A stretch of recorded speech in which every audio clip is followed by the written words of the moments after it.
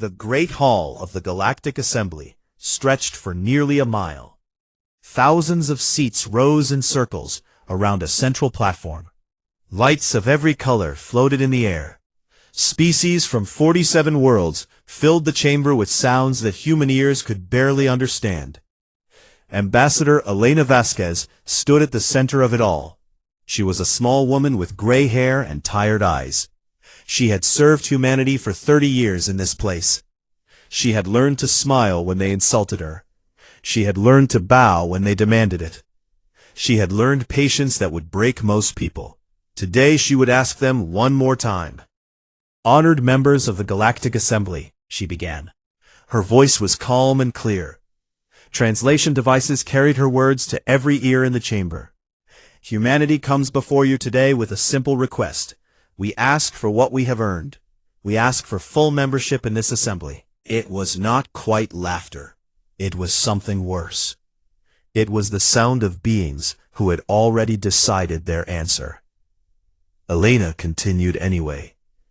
200 years ago, humanity joined this assembly as a provisional member. We were told this status would last 50 years. We were told that if we proved ourselves worthy, we would be welcomed as equals. She touched a control on her podium. Images appeared in the air above her. Planets transformed from dead rock to green worlds. Ships carrying medicine to plague-stricken colonies. Human soldiers standing between innocent civilians and invading armies. "We have terraformed 14 worlds that the Assembly declared impossible to save. We have developed faster-than-light travel improvements that cut journey times by 40%. We have served as peacekeepers in 3 border conflicts, losing 12,000 of our people to protect species that were not our own."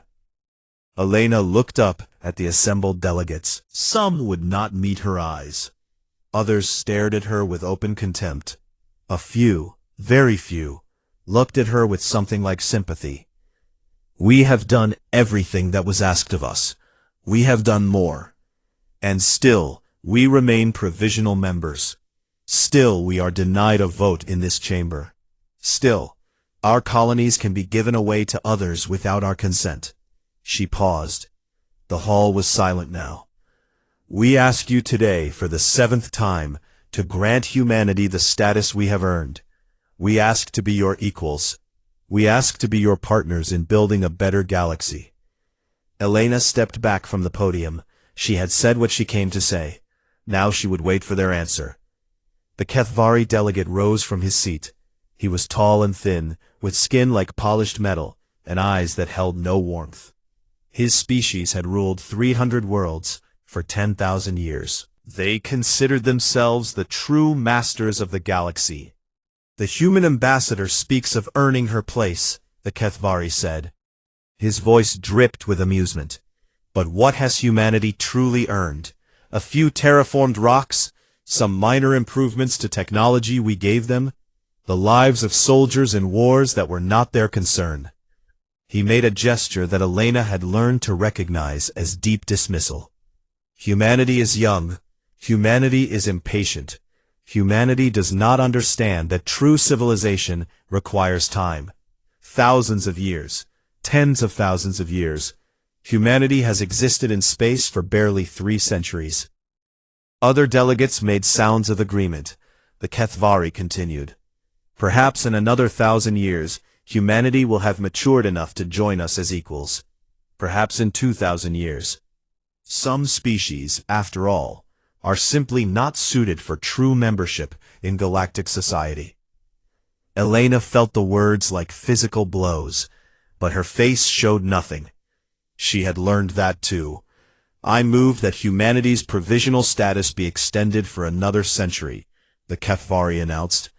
"Let them prove themselves worthy in that time, if they can."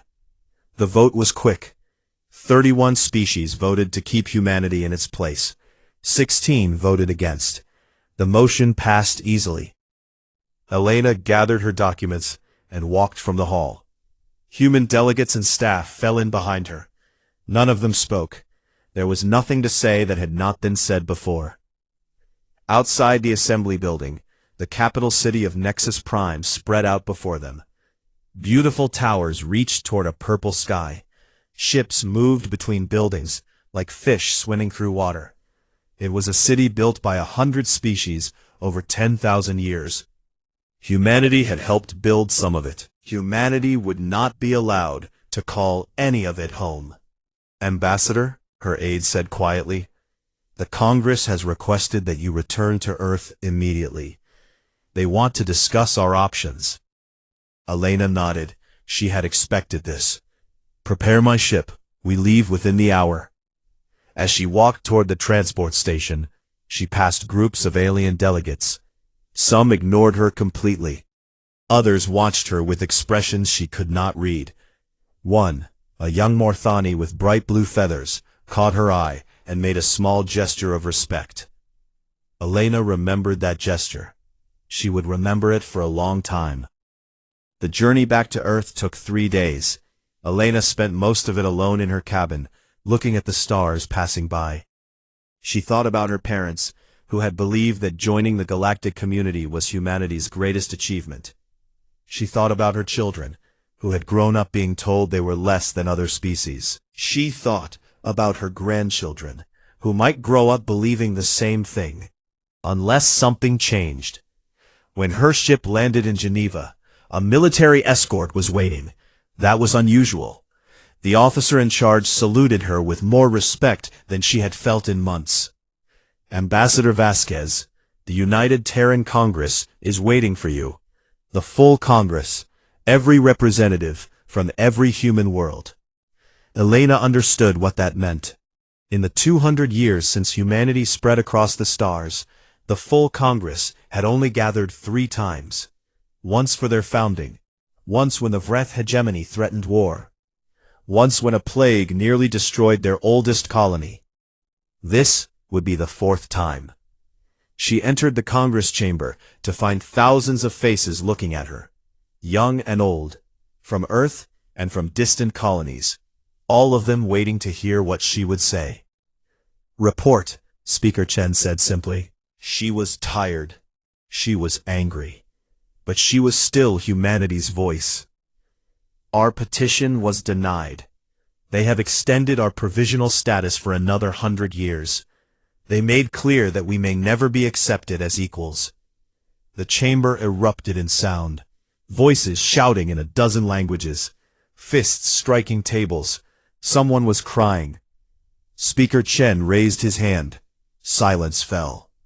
"What do you recommend, Ambassador?" Elena thought for a long moment. Then she spoke the words that would change everything. "I recommend that we formally request to address our grievances directly to the full conclave. Every species, every delegate. Let them look humanity in the eye when they deny us." The request was sent that night. The Assembly's response came the next morning. Denied. No explanation given. In homes and ships and colonies across human space, people heard the news. They did not shout. They simply looked at each other and understood. Patience had limits, and humanity had finally found theirs. 6 months after Elena Vasquez walked out of the assembly hall, the colony of Tarsus 4 received a message that changed everything.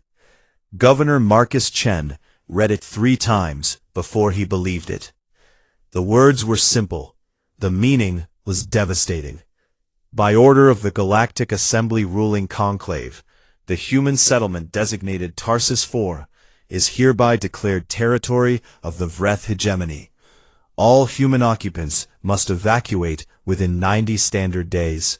Failure to comply will result in forced removal.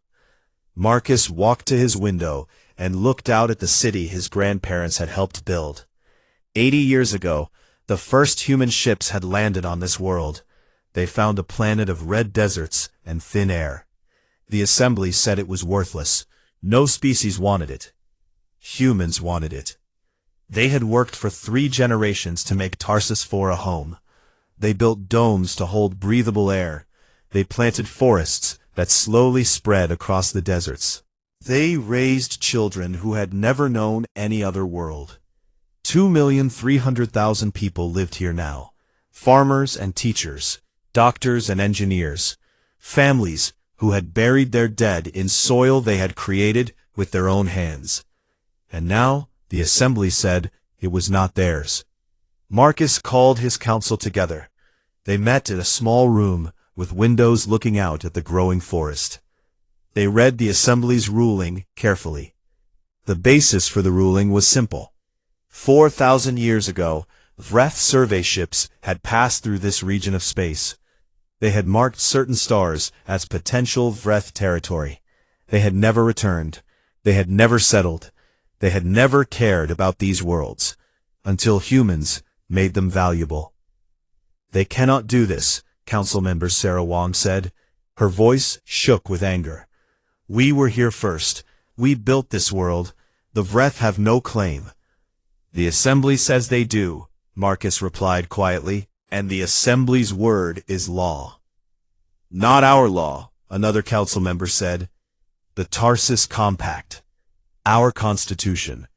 It guarantees that no human citizen can be forcibly displaced from their home. The Congress signed it. Every human world signed it. Marcus nodded. He had been thinking about that document all morning. Humanity had written it after learning how the Assembly treated lesser species. They had promised themselves that no matter what happened, they would not abandon their own people. If we refuse to leave, Marcus said, the Assembly will send ships to force us out. Let them try, Sarah said. Marcus sent 2 messages that night. The first went to the United Terran Congress, explaining the situation and asking for instructions. The second went to the Vreth hegemony, requesting formal arbitration of the territorial dispute. The Congress replied within hours. Their message was short. Help is coming. The Vreth did not reply for 3 days. When they did, their message was equally short. Your request for arbitration has been forwarded to the Assembly. The Assembly has denied it. Prepare to evacuate. 2 weeks later, the Vreth compliance fleet arrived at the edge of the Tarsus system, 40 warships, enough firepower to burn the colony to ash. But they did not find a helpless world waiting for them. Admiral Yuki Tanaka had been fighting for humanity since she was 18 years old. She had commanded ships in 3 different conflicts. She had won battles that military experts said were impossible. She was 63 years old, and she had never lost. The 7th Terran Defense Group had arrived at Tarsus 4 2 days before the Vreth. 15 heavy cruisers, 30 destroyers, 200 fighter squadrons. They took position between the colony and the approaching fleet. They had not raised shields or armed missiles. They simply waited. The Vreth commander was named Kethrax. He had conquered 12 worlds in his career. He expected this to be easy. Humans were provisional members. They had no right to resist Assembly rulings. Their small fleet was nothing compared to his forces. He opened the communication channel. Human vessels, you are interfering with an authorized Assembly enforcement action. Stand down immediately, or be destroyed. Admiral Tanaka's face appeared on his screen. She was calm. Her gray hair was pulled back tight. Her eyes showed no fear. Vreth Commander, she said, I am Admiral Yuki Tanaka of the Terran Defense Force.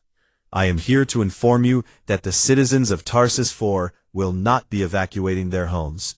They are protected by the Tarsus Compact, which guarantees their right to remain. Kethrax made a sound of contempt. Your internal documents mean nothing. Assembly law takes precedence. We disagree. Then you will be removed by force. Admiral Tanaka smiled slightly. It was not a friendly smile. Commander, I want you to understand something. My weapons are not armed. My shields are not raised. I am not here to start a war. But I am also not here to watch you murder civilians.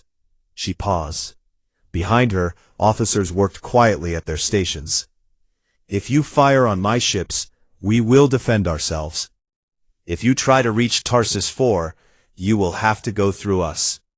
And I promise you this, Commander, we will not fire first. Her smile faded, her voice dropped low. But we will fire last. The communication ended. Kethrax stared at the dark screen. His officers waited for orders. He had expected them to run. All the reports said humans were practical. They calculated odds and made logical decisions. They would see that they were outnumbered and withdraw. Instead, they sat there with cold weapons, daring him to shoot. Kethrax ordered his fleet to hold position. He sent a message back to Vreth Command requesting reinforcements. He explained that the situation was more complicated than expected. Days passed. The two fleets watched each other across the black distance of space. Neither moved, neither fired. On Tarsus 4, life continued. Children went to school. Farmers worked their fields. People lived their lives in the shadow of 40 enemy warships. But they also prepared. Shelters were stocked with supplies. Emergency plans were reviewed. Every adult who could hold a weapon received training. They would not attack, but if the Vreth came, they would not go quietly. News of the standoff spread across human space. It reached the Assembly as well. Some species expressed outrage at humanity's defiance. Others watched in quiet fascination. A few, very few, began asking questions they had never asked before. Why were the Vreth so eager to claim this world? Why had the Assembly ruled so quickly? Why were humans willing to risk war over a colony? The Morthani delegate, the same one who had shown respect to Elena Vasquez months ago, requested a meeting with human representatives. Other species made similar requests. Something was changing in the Assembly. Something small, but something real. On the 42nd day of the standoff, Vreth reinforcements arrived. 80 more warships. Kethrax now had over 100 vessels under his command. He sent a final message to Admiral Tanaka. You cannot win. You must see that. Surrender now, and your people will be allowed to leave peacefully. Resist, and you will all die. The Admiral's reply was calm. I have been joined by the 3rd and 12th Defense Groups. We now have 45 capital ships and 400 fighter squadrons. And more are coming. She was right. Across human space, ships were moving toward Tarsus. The Congress had not declared war. They had simply made clear that any attack on Tarsus 4 would be answered. Kethrax looked at the tactical display. His advantage was shrinking by the hour. If he attacked now, he would probably win. But the cost would be enormous. And what would he win? A burned world, and an enemy that would never forgive. He made his decision. All ships, withdraw to Assembly-controlled space. We will await further instructions from the ruling conclave. The Vreth fleet turned and jumped away. Tarsus 4 remained human. On the colony, people gathered in the streets. They did not celebrate. They knew this was not over. But they had faced the darkness together, and they had not broken. Admiral Tanaka received a message from Admiral Chen, now commanding the combined human fleet. Well done, Yuki. But this is just the beginning. The Assembly will not forgive this. They will find another way to hurt us. She read the message twice. Then she looked out at the stars. Let them try, she whispered. Let them try. 3 months after Tarsus, the Assembly found a different way to hurt humanity. They could not defeat human ships in open battle. The standoff had proven that. They could not simply take human worlds by force without starting a war they might not win. But there were other ways to break a species. Valdris Prime was a neutral station in the heart of Assembly space. Millions of beings from dozens of species lived there. They came to trade, to negotiate, to experience cultures beyond their own. Valdris Prime was supposed to be safe. Violence was forbidden. All species were welcome. Humans had organized a cultural festival there. It was meant to show the galaxy who they truly were. Not the aggressive upstarts the Assembly described. Just people, families, artists and musicians, and ordinary citizens who wanted to share their heritage. 3,000 humans came to Valdris Prime for the festival. They brought food from 100 worlds. They brought music and dance and stories. They brought their children to see the wonders of galactic civilization. On the third day of the festival, the attacks began. They came from everywhere. Kethvari extremists, armed with weapons that should never have reached the station. They moved through the human gathering with terrible purpose. They shot anyone who tried to run. They shot anyone who tried to hide. They shot children who did not understand what was happening. Station security did not respond. They had been withdrawn from the human section 30 minutes before the attack. Someone had given orders. Someone had cleared the way. The killing lasted for 19 minutes. 19 minutes of screaming and blood and fire. 19 minutes that humanity would never forget. 847 humans died. 203 of them were children. Some were later found dead in their own ships, killed by their handlers to prevent them from talking. Others simply disappeared. No one was ever brought to justice. The assembly issued a statement expressing deep regret at the tragedy. They refused requests for an independent investigation. The Kethvari government claimed the attackers were rogue elements acting without official support. They refused to extradite any suspects. Evidence leaked anyway. Security footage showing Kethvari officials meeting with the attackers. Communications proving that station security had been deliberately withdrawn. Financial records linking the weapons to assembly military sources. No one was punished, no one apologized. The assembly simply moved on, expecting humanity to do the same. They did not understand what they had done. On Earth, the families of the dead gathered in silence. They did not shout or rage.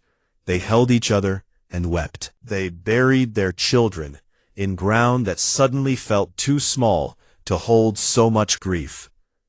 And then they stopped weeping, and they began to plan. Across human space, something changed. People who had argued for patience began speaking of action. Politicians who had counseled diplomacy resigned their positions. Military reservists reported for duty without being called. Scientists abandoned their research to work on weapons projects. The shipyards began operating day and night.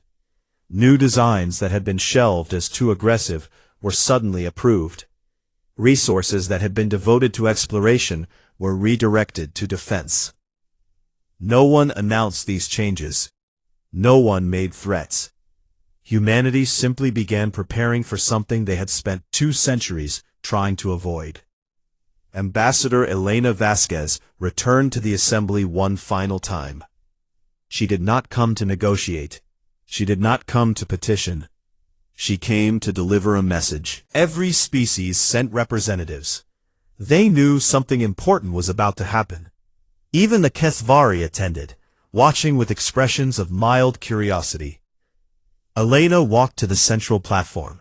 She wore black. She carried no documents. She simply stood there for a long moment, looking at the beings who had ruled the galaxy for thousands of years. "I remember," she began, "when my grandmother told me about the day humans first received a message from the stars. We were not alone. The galaxy was full of life, full of civilizations, full of wonders we had only dreamed about." Her voice was steady. Her hands did not shake. "We were so hopeful. We thought that reaching the stars would mean joining something greater than ourselves. We thought we would find friends, partners, perhaps even family." She shook her head slowly. "Instead, we found you." Some delegates shifted uncomfortably. "For 200 years, we offered you partnership. You answered with contempt. You made us beg for rights you give freely to species far younger than us. You denied us a voice in decisions that affected our people. You treated us as children to be managed, not allies to be respected." Her voice grew harder. "We accepted it. We told ourselves that patience would bring acceptance. We believed that if we worked hard enough, served faithfully enough, sacrificed enough of our people in your wars, you would eventually see us as equals." She paused. The hall was completely silent. Then you answered our patience with blood. 847 of our people, 203 children, murdered while security forces watched, murdered with weapons your governments provided, murdered while you did nothing. Elena looked directly at the HFY delegation. And when we asked for justice, you gave us excuses. When we asked for truth, you gave us lies. When we asked why our children had to die, you gave us silence. She took a deep breath. You have taught us what you truly are. We came to you with open hands, and you filled them with the ashes of our dead. We came to you with hope, and you showed us what that hope was worth. She touched a control on her podium. Her diplomatic credentials appeared in the air above her, then dissolved into nothing. I hereby resign my position as Ambassador of the United Terran Congress to the Galactic Assembly. Humanity is withdrawing from all assembly functions effective immediately. We will not negotiate, we will not explain, we will simply leave. The crowd erupted in confused sounds. Delegates shouted questions. Guards moved toward the platform. She turned and walked toward the exit. Behind her, every human delegate rose from their seats. Staff members closed their terminals. Security officers holstered their weapons. They followed her out, one by one, in perfect silence. At the door, Elena stopped and turned back one final time. You asked us once if humanity was ready to join galactic civilization. Now we have a different question.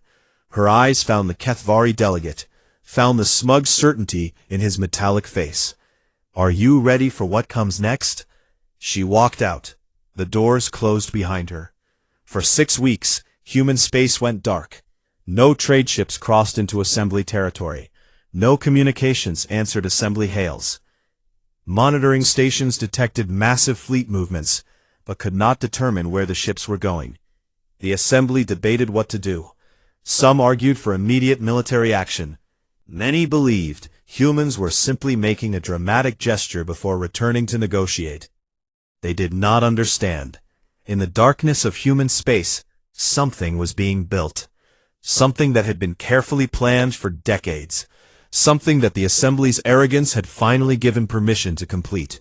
In a quiet office on Earth, Elena Vasquez met with Admiral Tanaka and the leaders of the Terran Congress. How long until we're ready? Elena asked. The Admiral checked her display. 3 more weeks, maybe 4. And then we remind them that patience is not the same as weakness.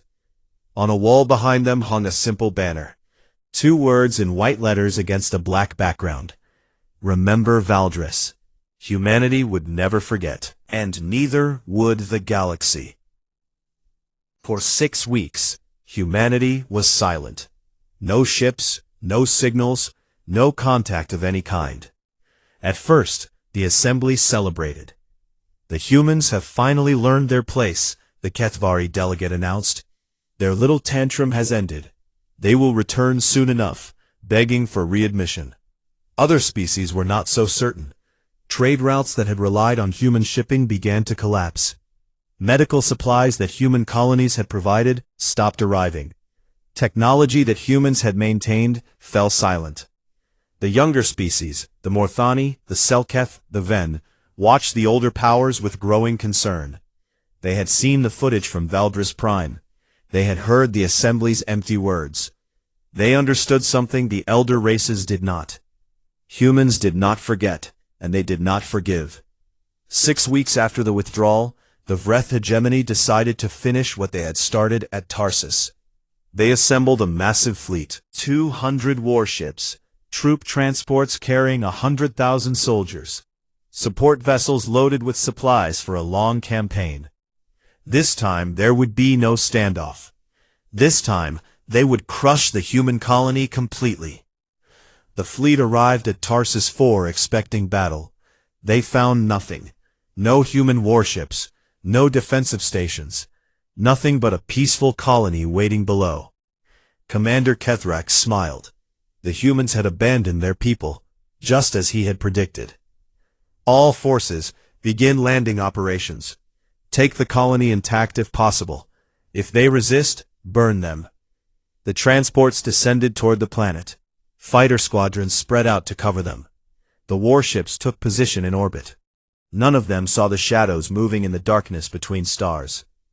The first warning came when a Vreth destroyer simply vanished. One moment it was there, the next, nothing but expanding gas and debris.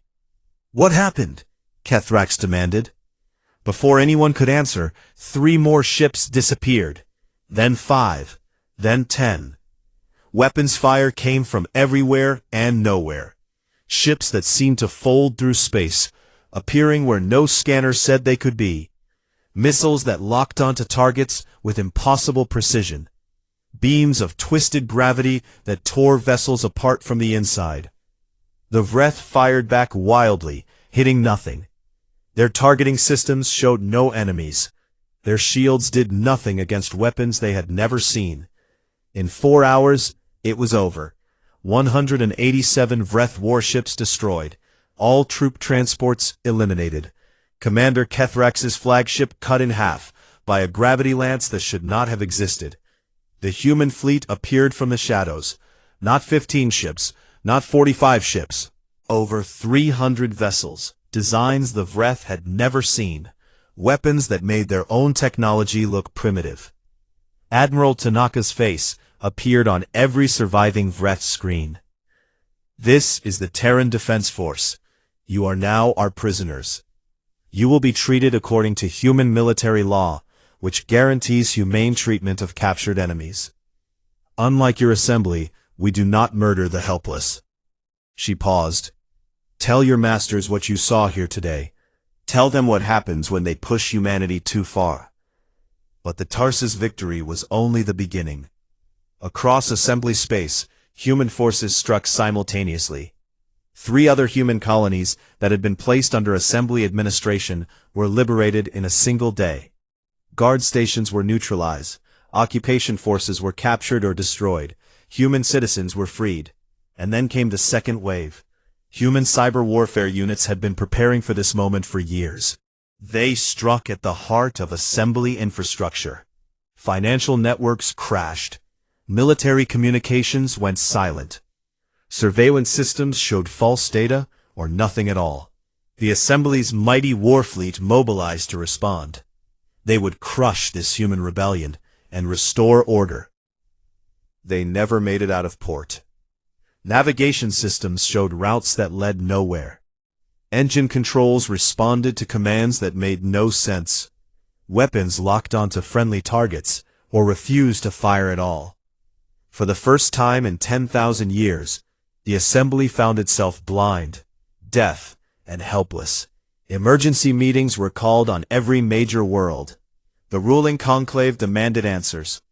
How had humans developed such weapons? How had they hidden such a fleet?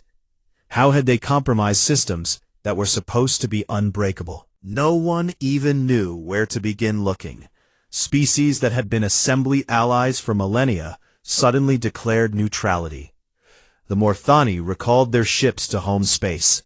The Selkath closed their borders. The Ven refused to answer communications from the ruling conclave. Trade stopped. Information stopped. The carefully maintained order of galactic civilization began to crack. And then the message arrived. It came on every channel, every frequency, every screen in assembly space. There was no way to block it. There was no way to stop it. The message showed a simple image. A blue and green world floating in darkness. Earth, humanity's home. A voice spoke. It was calm, almost gentle. "People of the Galactic Assembly, for 200 years, we tried to be your partners. We asked for nothing but respect. We gave everything we had. Our labor, our knowledge, our lives." The image changed. Valdris Prime, the aftermath of the massacre. Bodies lying in streets. Children who would never grow up. You answered our partnership with contempt. You answered our generosity with greed. You answered our patience with murder. Another change. Human ships moving through space. Hundreds of them. Thousands. Now we answer you. Admiral Tanaka's face filled the screen. Her eyes were hard. Her voice was steel. The ruling conclave has 24 standard hours to respond to the following demands. 1. Full and immediate membership in the Galactic Assembly for Humanity, with all rights and privileges thereof. 2. The dissolution of the current ruling conclave and free elections for a new governing body. 3. Immediate arrest and trial of all parties responsible for the Valdris massacre. She leaned forward. If these demands are not met, the Terran Armada will proceed to Nexus Prime. We will not negotiate. We will not accept partial compliance. We will arrive in force, and we will ensure that justice is done. The transmission ended with 2 words that echoed across the galaxy. We're coming. In the halls of the ruling conclave, chaos reigned. The Kethvari demanded immediate military action. The Vreth screamed for revenge. Others called for negotiation, for compromise, for anything that might prevent what was coming. But it was too late for compromise. It had been too late since Valdris. Perhaps it had been too late for 200 years. The 24 hours passed without a response. Humanity kept its promise. In the darkness between stars, the largest fleet ever assembled by a single species began to move. 3,000 vessels. Every warship humanity possessed. Every fighter, every transport, every support craft. They did not move in secret. They did not hide their approach. They wanted the galaxy to see them coming. On the bridge of her flagship, Admiral Tanaka watched the stars blur as her fleet accelerated toward Nexus Prime. "Admiral," her first officer said quietly, "do you think they'll fight?" Tanaka considered the question. The Assembly still had ships. They still had weapons. They could still resist. "Some will," she said. "The Kethvari won't accept defeat until we force them to. A few others will follow their lead. And the rest?" Tanaka thought about the young Morthani delegate who had shown respect to Elena Vasquez. She thought about the species that had declared neutrality. She thought about all the beings in the galaxy who had watched the Assembly's cruelty and said nothing because they were afraid. "The rest will decide what kind of galaxy they want to live in," she said, "and then they'll choose accordingly." Behind them, human space stood united and unbroken. Ahead of them, an ancient order trembled and began to fall. The Assembly had pushed humanity too far. Now they would learn what that truly meant. The Terran Armada arrived at Nexus Prime like a storm from the darkness. 3,000 ships emerged from faster-than-light travel simultaneously. They filled the space around the Assembly's capital world with metal and fire, and the promise of consequences too long delayed. It was not a battle formation. It was a wall, a statement, a question that demanded an answer. Every ship represented a human colony. Every flag carried the names of the dead. Every crew member had volunteered for this moment, knowing what it meant. For 12,000 years, no hostile force had reached Nexus Prime. The core worlds were supposed to be untouchable, sacred, the heart of galactic civilization. Now humanity had come to that heart and asked a simple question. What happens next? Admiral Tanaka stood on the bridge of her flagship and watched the Assembly world turning below. Beautiful cities, ancient monuments, the accumulated wonder of 100 species and 10,000 years. She had orders to preserve as much as possible. Humanity had not come to destroy.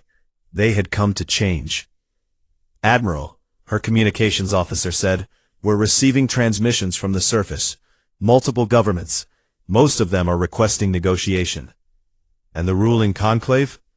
"Silent, but we're detecting weapons activation at several military installations." Tanaka nodded. She had expected this. Some would fight. Some would always fight, even when they had already lost. "Begin the broadcast," she ordered. Every screen on Nexus Prime went dark. Then it lit up with images that the Assembly had tried to bury. The denial of human membership, year after year. The theft of Tarsus 4. The security footage from Valdris Prime, showing exactly who had ordered the attacks. The truth played out, across 100 cities. Species that had never questioned their rulers suddenly saw what their rulers had done. Lies exposed, corruption revealed, murder displayed for all to see. On the surface, reactions varied. HFY authorities tried to shut down the broadcasts. They failed. Their systems had been compromised weeks ago. Morthani citizens gathered in streets, watching in silence. Selketh workers stopped their labor to see what was happening. Even species that had never paid attention to human affairs found themselves unable to look away. The younger races had lived under assembly rule for centuries. They had been told it was necessary, natural, the only way for civilization to function. Now they saw the truth, and the truth set them free. On the Morthani homeworld, crowds surrounded government buildings and demanded change. On Selketh Prime, military units refused orders to suppress protests. On a dozen other worlds, the old order began to crumble. The Ketvari were not so easily moved. Their remaining warships, perhaps 200 vessels, emerged from hiding and formed a defensive line around their section of Nexus Prime. Their weapons powered up, their shields activated.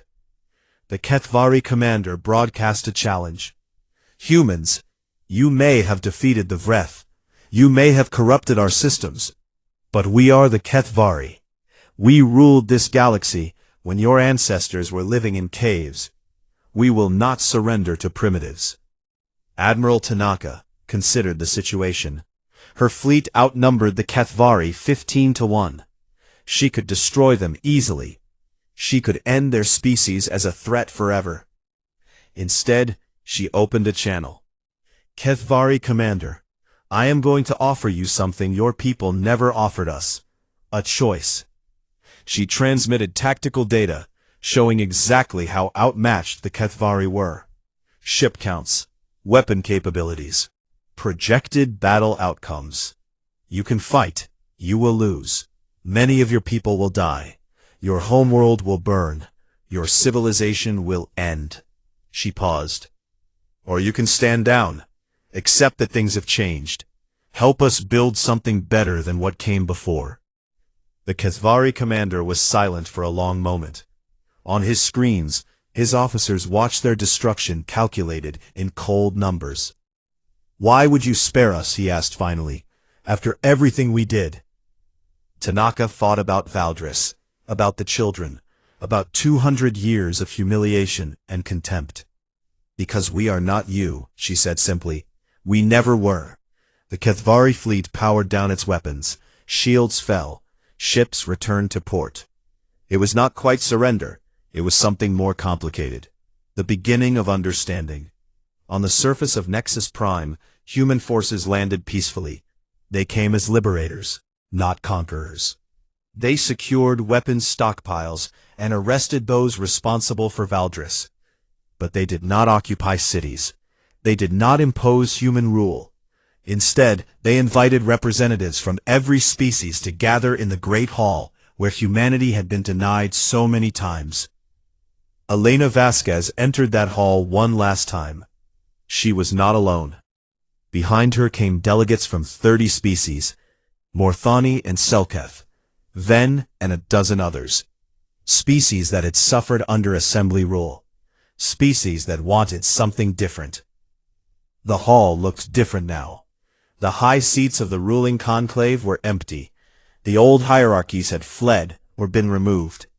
For the first time in 10,000 years, all species sat at the same level. Elena walked to the central platform. She looked out at the gathered delegates and smiled. 200 years ago, humanity came to this place seeking partnership. We were told we were not ready. We were told we had not earned our place. We were told to wait. She shook her head. We are done waiting, but we are also done fighting. We did not come here to become what you were. We came here to build something better. She touched a control. A document appeared in the air above her. This is the founding charter of the Galactic Compact. It is not a hierarchy. It is not an empire. It is a partnership of equals. Every species has a voice. Every species has a vote. No one is provisional. No one is lesser. Murmurs moved through the crowd. Delegates looked at each other with expressions of hope and fear and uncertainty. It will not be easy, Elena continued. We have centuries of mistrust to overcome. We have wounds that will take generations to heal. But we can try. We can choose to be better than what came before. She looked around the hall. Her eyes found the young Morthani delegate, who had shown her respect when no one else would. He nodded slightly. The question before you is simple. Do you want to join us? One by one, the delegates signaled their agreement. Morthani, Selketh, Ven, even some Kethvari, younger ones who saw a future beyond their ancestors' arrogance. When the count was finished, 30 species had joined the Galactic Compact. Others would follow. The old assembly was dead. Something new was being born. Elena stepped back from the platform. Admiral Tanaka approached and stood beside her. You did it, the Admiral said quietly, after all these years. Elena shook her head. We did it. All of us. Everyone who held the line. Everyone who refused to give up. She looked out at the gathered delegates one final time.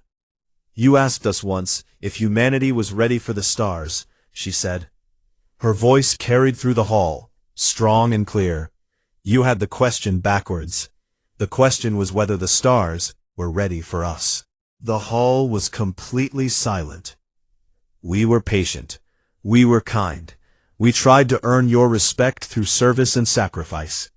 And when you answered our patience with cruelty, our kindness with contempt, our sacrifice with slaughter. She smiled. There was no warmth in it, only the hard-won peace of a species that had learned exactly how much it could endure. We taught you the mistake you made. She looked directly at the remaining Kethvari delegates. And we will never let you forget it. 1 year later, the Galactic Compact had grown to include 42 species. Trade had resumed. Old wounds were slowly healing. The galaxy was changing. On Tarsus IV, Governor Marcus Chen stood before a memorial to the victims of Valdris. 847 names carved in stone. 203 of them children. He placed flowers at the base of the memorial. Behind him, his grandchildren played in the red grass his people had created. We did not forget, he said quietly. We never will. Above him, human ships moved through the stars they had finally claimed as their own. Not rulers, not conquerors, partners, at last.